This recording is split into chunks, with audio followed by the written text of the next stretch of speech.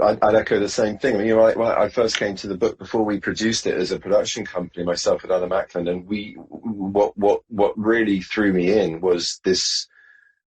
It was a journey about humanity and about resilience and about some kind of extraordinary superhuman ability, like Tahir touched on, of being able to transform fear, repression, danger, and anger into love, understanding, and forgiveness. And it's not a document of fact. It is definitely a document of a human struggle and of the players involved in that human struggle to justify their actions. And that there is a strong argument for why that happened. It is driven by an incredibly strong emotion that swept across all governmental forces involved in any kind of investigation or arrests or mishandling of those they arrested. Post 9/11, there was a nation in fear of another attack, fearing that there was literally a ticking bomb in a real sense, that there was another plot on the horizon. So even that has to be part of the equation. It's a real examination of how we respond to the most extreme situations. And our hero is someone who manages to respond to the most extreme situations by maintaining his humanity.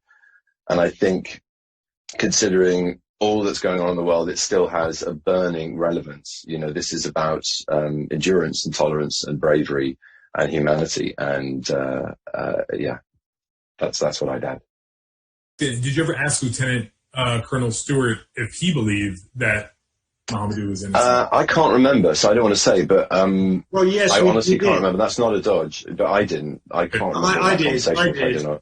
The line which Jodie, in the scene with Jodie and Benedict share in the bar at the end, where he says, if Judge Roberts finds him innocent, then that's good enough for me. But if any evidence comes up, I'll stick the needle in his arm myself. That line is absolute. That's a couch. That's clearly cut from his words, and that's how he feels. And so he believes that he is innocent because no evidence came up to suggest otherwise, and he's and none that was extracted by legal means or Christian means or humane means.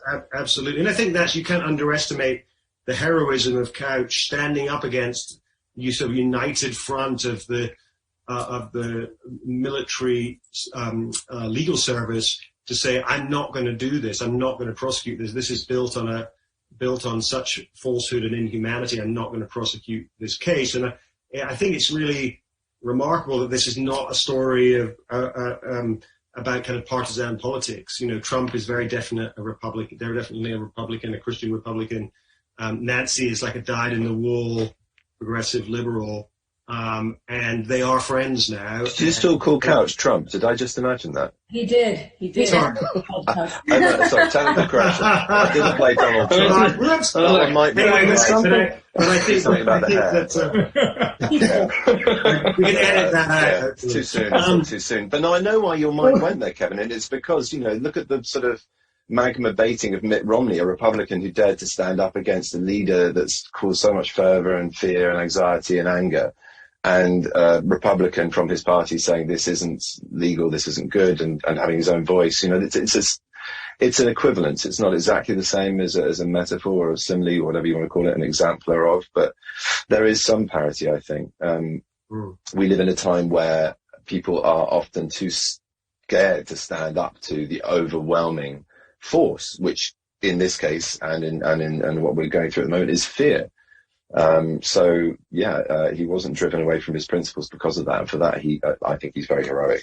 But yeah, that's Benedict. Any difficult scene for you? Oh, Benedict the whole time. How about that? I was really sick. I think I might have been patient zero. Remember doing the movie. Yeah, no, I mean, yeah, it's small fry, but I was incredibly ill for the whole thing. I mean, with every symptom COVID had to throw at me, check. So in all seriousness, yeah, I don't know what it was, but I was pretty sick. And then, I mean, borderline pneumonia for the whole shoot. And I had this, this is so actually to be complaining about this. I feel embarrassed to be going last time. So I don't, you know, I swam with some sharks. I jumped off a cliff or two. I mean, none of this happened. I spent hours in a makeup van because I had really long hair, much bigger than this, for a movie I did with Jane Campion shortly after called The Power of the Dog. So she wanted me very grown out. So I had a bull cap on with a marine crew cut. So it was very hot and very uncomfortable. And it took about 2.5 hours, 3 hours to put on every morning. And I was sick. But apart from that, you know, I don't really have much to complain about. It's a great role. I wasn't there for as long as the others, and I had the pleasure and the privilege of working with the casts that I was with, but also with Jodie, and those two fantastically well-written scenes, those sort of standoffs. And you know, I was on the point of throwing up and getting sunstroke, blinded, but at the same time, I was opposite Jodie Foster, so I couldn't have been feeling worse but happier about it. It's a real transformation, actually, to watch Benedict. I mean, he looked so different and he sounded so different, and about halfway through the tape, I could just see him start to sweat. It's horrible. It's horrible because when you wear a skull cap, it's like an alien. It's like the guy in Aliens. I can't remember what the android's called when he gets bleeding. You know, they got this white wig glue kind of running down my head, going, "This is not authentic. This is certainly not Stuart Couch. It's probably more Trump than Stuart Couch or Giuliani."